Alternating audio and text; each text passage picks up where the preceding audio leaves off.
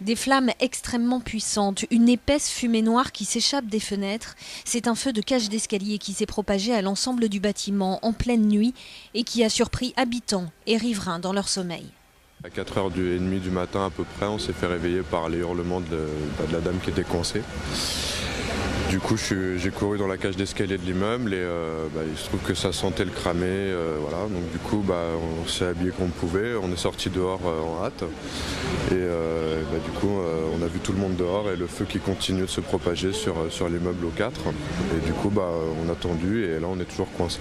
Certains habitants désespérés se sont défenestrés. Les voisins sont extrêmement choqués ce matin. Des flammes, les gens qui criaient, des gens qui étaient accrochés à leur fenêtre, qui criaient au secours, au secours. Une centaine de pompiers et une vingtaine d'engins ont été mobilisés pour venir à bout des flammes ce matin.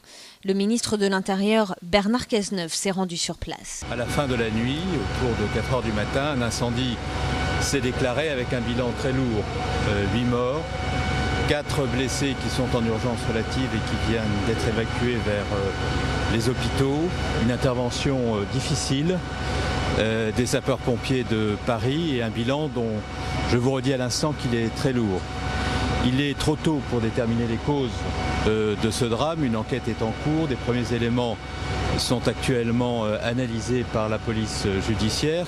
Et c'est la brigade criminelle de la police judiciaire qui est chargée de cette enquête.